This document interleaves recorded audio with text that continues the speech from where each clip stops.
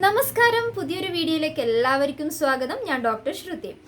സ്കിന്നിൻ്റെ പല ഇഷ്യൂസിനും പലവിധ ത്വക്ക് രോഗങ്ങൾക്കും ആയുർവേദ മരുന്നുകൾ ഉപയോഗിക്കുന്ന ആളുകൾ, പ്രത്യേകിച്ച് ആയുർവേദ തൈലങ്ങൾ ഉപയോഗിക്കുന്ന ആളുകൾക്ക് ഉണ്ടാകുന്ന ഒരു ഡൗട്ടാണ് ഈ ദിനേശവല്യാതി എണ്ണയെക്കുറിച്ചിട്ട്.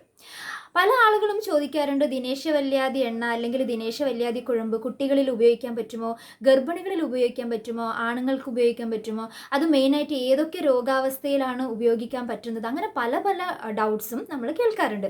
ഇതിലൊക്കെ ഏറ്റവും കൂടുതൽ ആളുകൾ ചോദിച്ചു വരുന്നത്, നമുക്ക് ദിനേശവല്യാതി എണ്ണ വെളുക്കാൻ വേണ്ടി ഉപയോഗിക്കാൻ പറ്റുമോ, അതായത് ദിനേശവല്യാതി എണ്ണ നമ്മൾ ഉപയോഗിക്കുമ്പോൾ നമ്മൾ ഇപ്പോൾ ഉള്ളതിനേക്കാളും നന്നായിട്ട് വെളുക്കുമോ എന്നാണ് പല ആളുകളും ചോദിക്കാറുള്ളത്. അപ്പോൾ എല്ലാവരോടായിട്ട് പറയാനുള്ള കുറച്ച് കാര്യങ്ങളാണ് ഇന്നത്തെ വീഡിയോയിൽ ഉൾപ്പെടുത്തിയിട്ടുള്ളത്. അപ്പോൾ ആദ്യം തന്നെ പറയട്ടെ, വെളുപ്പിക്കൽ ഇല്ല. ആയുർവേദത്തിൽ വെളുപ്പിക്കുക എന്നൊരു കൺസെപ്റ്റ് ഇല്ല. വർണ്യ എന്ന് പറയുന്ന പ്രോപ്പർട്ടി ഉണ്ട്. വർണ്യ എന്ന് പറഞ്ഞാൽ നമ്മുടെ സ്കിന്നിൻ്റെ സ്വാഭാവികമായിട്ടുള്ള നിറം നിലനിർത്തുക എന്നതാണ്. അതായത് നമ്മുടെ സ്കിന്ന് ആരോഗ്യകരമായിരിക്കാൻ സഹായിക്കുകയും അതിൻ്റെ നോർമൽ കോംപ്ലക്ഷനും അതിൻ്റെ സ്വാഭാവികമായിട്ടുള്ള ലസ്റ്ററും നിലനിർത്തി അതിന് സ്വാഭാവികമായിട്ടൊരു നിറം നിലനിർത്താൻ വേണ്ടി സഹായിക്കുക. ഇതാണ് വർണ്യ എന്ന് പറയുന്ന പ്രോപ്പർട്ടി കൊണ്ട് ഉദ്ദേശിക്കുന്നത്. അപ്പോൾ നമ്മുടെ സ്കിന്നിൻ്റെ ഈ സ്വാഭാവികമായ ആരോഗ്യവും അതിൻ്റെ ഒരു നിറമൊക്കെ നഷ്ടപ്പെടാൻ ഒരുപാട് റീസൺസ് ഉണ്ട്. മെയിനായിട്ട് നമ്മുടെ ജീവിതശൈലി തന്നെ, നമ്മൾ കഴിക്കുന്ന ഭക്ഷണം, നമുക്കുണ്ടാവുന്ന പല രീതിയിലുള്ള മാനസിക പിരിമുറുക്കങ്ങൾ, ഡിപ്രഷൻ, ആങ്സൈറ്റി, അങ്ങനെ പല കാരണങ്ങൾ, പിന്നെ നമ്മുടെ ഉറക്കമില്ലായ്മ, പിന്നെ നമ്മൾ ദൈനംദിനം ചെയ്യുന്ന പല പല ആക്ടിവിറ്റീസ്, നമ്മൾ പുകവലി, മദ്യപാനം, അല്ലെങ്കിൽ പലവിധ മരുന്നുകളുടെ അമിതമായ ഉപയോഗം, നമ്മുടെ സൺ ടാൻ ഉണ്ടാവുക, പൊടിപടലങ്ങൾ, അങ്ങനെ ഒരുപാട് കാരണങ്ങൾ കൊണ്ടും പിന്നെ പല രോഗാവസ്ഥ കൊണ്ടും പല ഹോർമോൺ വ്യതിയാനങ്ങൾ കൊണ്ടും നമുക്ക് ഈ നമ്മുടെ സ്കിന്നിൻ്റെ സ്വാഭാവികമായിട്ടുള്ള നിറം നമുക്ക് നഷ്ടപ്പെട്ടേക്കാം. അപ്പോൾ വർണ്യ പ്രോപ്പർട്ടി ഉള്ള ഹെർബ്സ് യൂസ് ചെയ്യുകയാണെങ്കിൽ നമുക്ക് അതൊക്കെ മാറ്റി സ്കിൻ ആരോഗ്യകരമായിരിക്കാനും അഥവാ അതിൻ്റെ സ്വാഭാവികമായ നിറം നമുക്ക് വീണ്ടെടുക്കാനും സഹായിക്കും. അപ്പോൾ അതാണ് വർണ്യ എന്നുകൊണ്ട് ഉദ്ദേശിക്കുന്നത്. ഇനി ഞാൻ ദിനേശവല്യാതി എണ്ണയെക്കുറിച്ച് പറയാം. ദിനേശവല്യാതി എണ്ണയിൽ മെയിനായിട്ട് യൂസ് ചെയ്തിട്ടുള്ള സാധനങ്ങൾക്ക് വർണ്യ പ്രോപ്പർട്ടി ഉണ്ട്. അതായത് അതിൽ ഉപയോഗിച്ചിട്ടുള്ള വേമ്പാടിൻ തൊലി. വേമ്പാടിൻ തൊലി എന്ന് വെച്ചാൽ വെന്റിലാഗോ മെഡ്രസപ്പെറ്റന എന്നാണ് അതിൻ്റെ ബൊട്ടാണിക്കൽ നെയിം. പിന്നെ നമ്മുടെ മഞ്ഞൾ, കുർക്കുമ ലോങ്ങ. മഞ്ഞൾ നമുക്കറിയാം ആൻറ്റി ഓക്സിഡൻ്റ് ആണ്, പിന്നെ ആൻറ്റി മൈക്രോബിയൽ, ആൻറ്റി ഫംഗൽ, അങ്ങനെ ഒരുപാട് ആക്ടിവിറ്റീസ് മഞ്ഞളിനുണ്ട്. അകത്തേക്ക് കഴിക്കുമ്പോഴും പുറത്ത് യൂസ് ചെയ്യുകയാണെങ്കിലും മഞ്ഞളിന് ഈ എല്ലാവിധ ഔഷധ ഗുണങ്ങളുണ്ട്. പിന്നെ നമ്മൾ ഇതിൽ യൂസ് ചെയ്യുന്നത് നാൽപ്പാമരം എന്ന് പറഞ്ഞാൽ, ഞാൻ നാൽപ്പാമരത്തിൻ്റെ ഗുണങ്ങൾ നേരത്തെ ഒരു വീഡിയോ ചെയ്തപ്പോൾ അതിൽ കൃത്യമായിട്ട് എക്സ്പ്ലെയിൻ ചെയ്തിട്ടുണ്ട്. അതിന് വൂണ്ട് ഹീലിംഗ് പ്രോപ്പർട്ടിയും പിന്നെ വർണ്യ പ്രോപ്പർട്ടിയും അങ്ങനെ ഒരുപാട് പ്രോപ്പർട്ടീസ് ഉള്ള മരുന്നുകളാണ് നാൽപ്പാമരം. അതായത് ഫൈക്കസ് ഗ്രൂപ്പ്, അത്തി, ഇത്തി, ആൽ തുടങ്ങിയിട്ടുള്ള വൃക്ഷങ്ങളുടെ തൊലിയാണ് യൂസ് ചെയ്യുന്നുള്ളത്. പിന്നെ നമ്മൾ ഇതിൽ യൂസ് ചെയ്യുന്നത് എരിക്കാണ്. എരിക്ക് എന്ന് വെച്ചാൽ കലോട്രോപ്പിസ് ജൈജാൻഷ്യ, നമ്മൾ സംസ്കൃതത്തിൽ അതിന് അർക്കാന്ന് പറയും. അപ്പോൾ അത് എരിക്ക് യൂസ് ചെയ്യുന്നുണ്ട്. പിന്നെ നമ്മൾ ഇതിൽ ഉപയോഗിക്കുന്നത് കാസിയ ഫിസ്റ്റുല എന്ന് വെച്ചാൽ നമ്മുടെ കൊന്ന, സംസ്കൃതത്തിൽ അതിന് ആരഗ്വത എന്ന് പറയും, കൊന്ന. അപ്പോൾ കൊന്നയുടെ തൊലിയും യൂസ് ചെയ്യുന്നുണ്ട്. കൊന്ന സാധാരണയായിട്ട് ഒരുപാട് ചർമ്മരോഗങ്ങൾക്ക് ഉപയോഗിച്ച് വരുന്ന ഒരു ഔഷധമാണ് കൊന്ന. അപ്പോൾ ഇത്രയും സംഭവങ്ങളാണ് നമ്മൾ ഈ നമ്മുടെ ദിനേശവല്യാതി എണ്ണ ഉണ്ടാക്കാൻ വേണ്ടിയിട്ട് യൂസ് ചെയ്യുന്നുള്ളത്. അപ്പോൾ ഇതിൻ്റെ കൽക്കവും ഇതിൻ്റെ ക്വാത്തവും കഷായം ഉണ്ടാക്കിയിട്ട് അത് എണ്ണയിൽ ഉണ്ടാക്കി എടുക്കുന്നതാണ് നമ്മുടെ ദിനേശവല്യാതി എണ്ണ. ഓക്കെ, അപ്പം ഇത് നമ്മുടെ മാർക്കറ്റിൽ പല രീതിയിൽ അവൈലബിൾ ആണ്. അതായത് ദിനേശവല്യാതി കേരം അഥവാ ദിനേശവല്യാതി വെളിച്ചെണ്ണ, പിന്നെ ദിനേശവല്യാതി തൈലം, പിന്നെ ദിനേശവല്യാതി കുഴമ്പ്. അപ്പോൾ ആളുകൾ വാങ്ങുമ്പോൾ എല്ലാവർക്കും ഭയങ്കര ഡൗട്ടാണ്, എണ്ണ വാങ്ങണോ അല്ലെങ്കിൽ കേരം വാങ്ങണോ അല്ലെങ്കിൽ തൈലം വാങ്ങണോ കുഴമ്പാണോ, ഏതാണ് നമ്മൾ ഉപയോഗിക്കേണ്ടത്. ഞാൻ നേരത്തെ ഒരു വീഡിയോ ചെയ്തപ്പോൾ കൃത്യമായിട്ട് പറഞ്ഞിട്ടുണ്ട്. ദിനേശവല്യാതി കേരം അഥവാ ദിനേശവല്യാതി വെളിച്ചെണ്ണ എന്ന് പറയുമ്പോൾ ഈ നേരത്തെ പറഞ്ഞ എല്ലാ മെഡിസിൻസും നമ്മൾ കോക്കനട്ട് ഓയിൽ ബേസിൽ ചെയ്യുമ്പോഴാണ് അതിനെ കേരം അഥവാ വെളിച്ചെണ്ണ എന്ന് പറയുന്നത്. അപ്പോൾ സാധാരണ സെൻസിറ്റീവ് ആയിട്ടുള്ള സ്കിന്നിൽ ആളുകളും കുഞ്ഞു കുട്ടികളും ഗർഭിണികളൊക്കെ ഉപയോഗിക്കുന്നുണ്ടെങ്കിൽ കേരം ഓപ്റ്റ് ചെയ്യുന്നതായിരിക്കും ഏറ്റവും നല്ലത്. രണ്ടാമത്തെ തൈലം എന്ന് പറയുമ്പോഴത്തേക്ക് അത് തിലതൈലയാണ് അതിൻ്റെ ബേസ്. തിലതൈലം എന്ന് വെച്ചാൽ നല്ലെണ്ണ, എള്ളെണ്ണ അഥവാ ജിഞ്ചല്ലി ഓയിൽ, അതാണ് അതിൻ്റെ ബേസ്. അപ്പം ജിഞ്ചല്ലി ഓയിൽ നമ്മുടെ സ്കിന്നിന് കുറച്ചൊന്നൊരു ഉഷ്ണവീര്യം ഉള്ളതാണ്. അപ്പം കുറച്ചൊരു സെൻസിറ്റീവ് ആയിട്ടുള്ള ആളുകളൊക്കെ എള്ളെണ്ണ ബേസ് ആയിട്ടുള്ള, അതായത് തൈലം യൂസ് ചെയ്യുന്നതിനേക്കാളും കോക്കനട്ട് ഓയിൽ ഓപ്റ്റ് ചെയ്യുന്നതായിരിക്കും ഒന്നും കൂടെ നല്ലത്. പിന്നെ മൂന്നാമത്തത് എന്ന് പറയുന്നത് ദിനേശവല്യാതി കുഴമ്പാണ്. കുഴമ്പ് കുറച്ചും കൂടെ തിക്ക് കൺസിസ്റ്റൻസി ആയിരിക്കും. അതായത് അതിൽ ഇത് ബേസായിട്ട് യൂസ് യൂസ് ചെയ്തുള്ളത് മെഴുകാണ്. അപ്പോൾ ഇതാണ് ഇതിൻ്റെ 3 രീതിയിലുള്ള വ്യത്യാസങ്ങൾ. നമുക്ക് ഇന്ന് മാർക്കറ്റിൽ ഒരുവിധം എല്ലാ കമ്പനീസിനും ദിനേശവല്യാതി എണ്ണ ലഭിക്കുന്നുണ്ട്. കോട്ടക്കൽ, AVP, ഔഷധി, അങ്ങനെ ഒരുപാട് കമ്പനീസിന് ദിനേശവല്യാതി എണ്ണ നമുക്ക് ലഭിക്കാറുണ്ട്.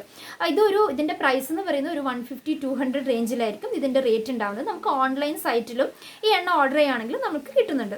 അപ്പോൾ ഇതാണ് ഇതിൻ്റെ അവൈലബിലിറ്റി. ഇനി ഇതിൻ്റെ ഇൻഡിക്കേഷൻ പറയാം. മെയിനായിട്ട് ദിനേശവല്യാതി എണ്ണ പല രീതിയിലുള്ള സ്കിൻ ഇഷ്യൂസിന്, അതായത് ചർമ്മം ഡ്രൈ ആവുക, റാഷസ് വരിക, ചൊറിഞ്ഞു തടിക്കുക, മുഖത്തുണ്ടാവുന്ന പല രീതിയിലുള്ള പാടുകൾ, ഹോർമോൺ വ്യതിയാനങ്ങൾ കൊണ്ടുണ്ടാവുന്ന കഴുത്തിന് ചുറ്റുമുള്ള കറുപ്പ്, അങ്ങനെയുള്ള പല കണ്ടീഷൻ മാറാൻ വേണ്ടിയിട്ട് നമുക്ക് ദിനേശവല്യാതി എണ്ണ നമുക്ക് യൂസ് ചെയ്യാൻ പറ്റുന്നതാണ്. എക്സിം, അതുപോലുള്ള ഒരുപാട് കണ്ടീഷൻസിൽ ദിനേശവല്യാതി എണ്ണ യുക്തമായ മറ്റ് പല ഔഷധങ്ങളുടെ കൂടെയും ചേർത്തും അല്ലാതെയും സിംഗിൾ ഡ്രഗ് ആയിട്ടും കൊടുക്കാറുണ്ട്.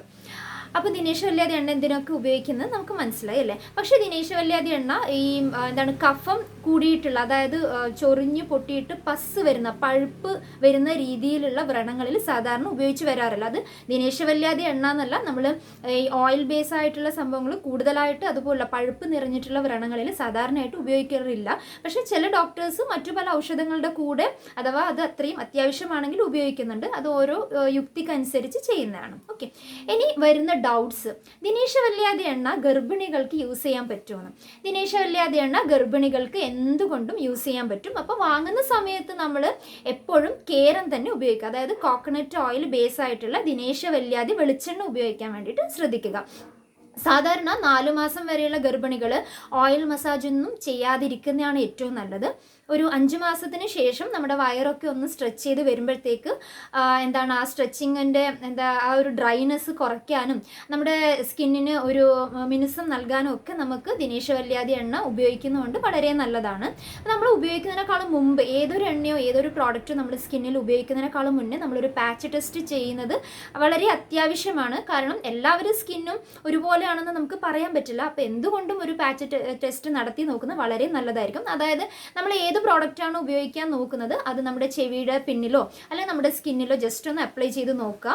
ഒരു ദിവസം 1-2 ദിവസം നമ്മൾ ഗ്യാപ്പ് ഇട്ട് നമ്മൾ ശ്രദ്ധിക്കുക. എന്തെങ്കിലും വ്യത്യാസമോ, ചൊറിഞ്ഞ് തടിക്കുകയോ അല്ലെങ്കിൽ കളറൊന്ന് റെഡിഷ് ആവുകയോ അങ്ങനെ എന്തെങ്കിലും ഒരു വ്യത്യാസം ഉണ്ടോ നോക്കുക. അങ്ങനെ ഒന്നും ഇല്ലെങ്കിൽ നമുക്ക് ധൈര്യപൂർവ്വം ഉപയോഗിക്കാവുന്നതാണ്. മാത്രമല്ല ഗർഭിണികളൊക്കെ യൂസ് ചെയ്യുന്ന സമയത്ത് എപ്പോഴും ഒരു ഡോക്ടറിനെ കണ്ട് ഏതാണ് അവരുടെ ശരീരത്തിന് ഉത്തമമായിട്ടുള്ളതെന്ന് അറിഞ്ഞിട്ട് ചെയ്യുന്നതായിരിക്കും ഏറ്റവും നല്ലത്.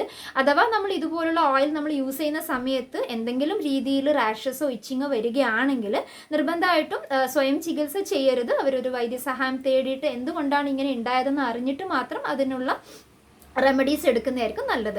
ഇനി രണ്ടാമത് ചോദിക്കുന്ന ക്വസ്റ്റ്യൻ എന്ന് വെച്ചാൽ കുട്ടികളിൽ ഇത് ഉപയോഗിക്കാൻ പറ്റുന്നു. കുട്ടികളിൽ എന്തുകൊണ്ടും ദിനേശവല്യാതി കേരം നമുക്ക് ഉപയോഗിക്കാൻ പറ്റും.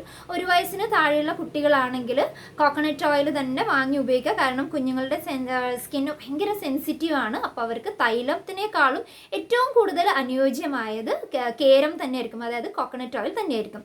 പിന്നെ വരുന്ന ക്വസ്റ്റ്യൻ എന്ന് പറഞ്ഞാൽ ആണുങ്ങളിൽ ഇത് ഉപയോഗിക്കാൻ പറ്റുമെന്ന്. സാധാരണയായിട്ട് നമ്മൾ നാൽപ്പാമരാതി എണ്ണയൊക്കെ ആണുങ്ങളിൽ യൂസ് ചെയ്യാറില്ല. കാരണം അതിൽ മഞ്ഞളിൻ്റെ കോമ്പോസിഷൻ കുറച്ച് കൂടുതലുള്ളത് കൊണ്ട് തന്നെ നമ്മൾ ഇത് ഹെയർ ഗ്രോത്തിനൊക്കെ അത് പ്രൊമോട്ട് ചെയ്യില്ല എന്നുള്ള രീതിയിൽ നാൽപ്പാമരാതി തൈലങ്ങൾ സാധാരണ നമ്മൾ ജെൻസിന് പറയാറില്ല. പക്ഷേ ദിനേശവല്യാതി എണ്ണ ഉപയോഗിക്കുന്നതിൽ തെറ്റൊന്നുമില്ല. അഥവാ എന്തെങ്കിലും സ്കിൻ ഇഷ്യൂസ് ഉണ്ടെങ്കിൽ അവർക്ക് ദിനേശവല്യാതി എണ്ണ ഉപയോഗിക്കാൻ പറ്റുന്നതാണ്. അപ്പോൾ സ്ത്രീകൾക്കും പുരുഷന്മാർക്കും മറ്റ് ആർക്കായാലും ഏത് ഏജിലുള്ള ആളുകൾക്ക് വേണമെങ്കിലും ദിനേശവല്യാതി എണ്ണ ഉപയോഗിക്കുന്നതുകൊണ്ട് യാതൊരു രീതിയിലുള്ള ബുദ്ധിമുട്ടില്ല. അടുത്ത ക്വസ്റ്റ്യൻ വരുന്നത് വെച്ചാൽ ഈ ദിനേശവല്യാതി എണ്ണ 2 കളറിൽ ഉണ്ടാവാറുണ്ട്. ഓരോ കമ്പനീസിനും ഓരോ കളറിൽ ഉണ്ടാവാറുണ്ട്. ചിലത് യെല്ലോ കളറിലായിരിക്കും, ചിലതൊന്നൊരു ഓറഞ്ച് കളറിലായിരിക്കും. അപ്പോൾ ആളുകൾ ചോദിക്കാറുണ്ട് മഞ്ഞയാണോ വാങ്ങേണ്ടത് അല്ലെങ്കിൽ കുറച്ച് റെഡിഷ് ആയിട്ടുള്ളത് നല്ലത്, ഏതാണ് കൂടുതൽ ഗുണമുള്ളതൊക്കെ ചോദിക്കാറുണ്ട്. ഈ ദിനേശവല്യാതി എണ്ണയ്ക്ക് 1-2 റെഫറൻസ് ഉണ്ട്. അതായത് സഹസ്രയോഗം, അഷ്ടാംഗ ഹൃദയം എന്നൊക്കെ പറയുന്ന 2-3 റെഫറൻസ് ഉണ്ട്. അപ്പോൾ ഓരോ കമ്പനീസ് ഫോളോ ചെയ്യുന്നത് ഓരോ റെഫറൻസ് ആയിരിക്കും. അപ്പോൾ അതിൽ ചിലപ്പം ചില മരുന്നുകളുടെ കോമ്പോസിഷൻ ഒന്ന് കൂടിയും കുറഞ്ഞൊക്കെ ഇരിക്കും. അപ്പോൾ അതിനനുസരിച്ചിട്ടാണ് അതിനുണ്ടാവുന്ന നിറവ്യത്യാസം. പ്രത്യേകിച്ച് അത് ഗുണങ്ങളിൽ കൂടുതൽ അങ്ങനെ ബാധിക്കാറില്ല. ജസ്റ്റ് അതിൽ യൂസ് ചെയ്യുന്ന ഡ്രഗ്സിൻ്റെ കോമ്പോസിഷനിലുള്ള ചെറിയൊരു അളവിൻ്റെ വ്യത്യാസം കൊണ്ട് വരുന്ന കളർ വ്യത്യാസം മാത്രമേ ഉള്ളൂ. അപ്പോൾ അത് നമ്മൾ വിചാരിക്കേണ്ട യാതൊരു ആവശ്യമില്ല. പിന്നെ ചോദിക്കുന്ന ഡൗട്ട്സ് ആണ്, ദിനേശ വല്യാതി എണ്ണ തലയിൽ ഉപയോഗിക്കാൻ പറ്റുമോ? സാധാരണയായിട്ട് നമ്മൾ ദിനേശ വല്യാതി എണ്ണ നമ്മൾ സ്കിന്നിലാണ് കൊടുക്കാറുള്ളത്. തലയിൽ ഉണ്ടാകുന്ന ഇച്ചിങ്, സ്കെയിലിംഗ്, ഡാൻഡ്രഫ് അതുപോലുള്ള പ്രശ്നങ്ങൾക്ക് ദിനേശ വല്യാതി എണ്ണ സാധാരണയായിട്ട് യൂസ് ചെയ്യാറില്ല. പിന്നെ ദിനേശ വല്യാതി എണ്ണ ഉപയോഗിക്കുന്ന സമയത്ത് നമുക്ക് സോപ്പ് ഉപയോഗിക്കാൻ പറ്റുമെന്ന് ഒരുപാട് ആളുകൾ ചോദിക്കുന്നുണ്ട്. സാധാരണ ദിനേശ വല്യാതി എണ്ണ ഉപയോഗിക്കുന്ന സമയത്ത് നമുക്ക് സോപ്പ് യൂസ് ചെയ്യാം. പക്ഷെ എപ്പോഴും നമ്മൾ ശരീരത്തിന് യൂസ് ചെയ്യുന്ന സമയത്ത് വീര്യം കുറഞ്ഞിട്ടുള്ള മൈൽഡായിട്ടുള്ള ഗ്ലിസറിൻ ആഡ് ആയിട്ടുള്ള സോപ്പ് യൂസ് ചെയ്യുന്നതായിരിക്കും ഏറ്റവും നല്ലത്. അല്ലെങ്കിൽ നിങ്ങൾ വീട്ടിലുണ്ടാക്കുന്ന ഏതെങ്കിലും ബാത്ത് പൗഡേഴ്സൊക്കെ യൂസ് ചെയ്യുന്നതും വളരെ നല്ലതാണ്. അപ്പോൾ സ്കിന്നിന് ഡ്രൈനെസ് അതുപോലുള്ള പ്രശ്നങ്ങളുള്ള ആളുകളാണെങ്കിൽ ബാത്ത് പൗഡേഴ്സ് യൂസ് ചെയ്യുന്നതായിരിക്കും ഏറ്റവും നല്ലത്. അല്ലാതെ സ്കിന്നിന് ജസ്റ്റ് ഒരു മോയ്സ്ചറൈസിങ് നൽകാൻ വേണ്ടിയിട്ടാണ് ദിനേശ വല്യാതി എണ്ണയൊക്കെ യൂസ് ചെയ്യുന്നുണ്ടെങ്കിൽ അങ്ങനെയുള്ള ആളുകൾക്ക് മൈൽഡായിട്ടുള്ള സോപ്പ് യൂസ് ചെയ്യാം. പിന്നെ ഒരുപാട് വീര്യം കൂടിയ സോപ്പൊക്കെ യൂസ് ചെയ്യുകയാണെങ്കിൽ പിന്നെ നമ്മൾ എണ്ണ തേക്കുന്നതിൻ്റെ ഗുണം പോലും നമുക്ക് കിട്ടാതെ വരും. അപ്പോൾ ഇതൊക്കെയാണ് മെയിനായിട്ട് ഈ ഓയിലിനെ പറ്റി ഉണ്ടാവുന്ന ഡൗട്ട്സ്. അപ്പോൾ ഇനി എന്തെങ്കിലുമൊക്കെ ഡൗട്ട്സ് ഉണ്ടെങ്കിൽ നിങ്ങൾക്ക് കമൻറ്റ് ബോക്സിലൂടെ ചോദിക്കാം, അതിനുള്ള ഉത്തരങ്ങൾ പറയുന്നതായിരിക്കും. അപ്പോൾ എല്ലാവർക്കും മനസ്സിലായി എന്ന് വിചാരിക്കുന്നു. അടുത്തൊരു നല്ല വീഡിയോ ആയിട്ട് വരുന്നത് വരെ എല്ലാവർക്കും നന്ദി, നമസ്കാരം.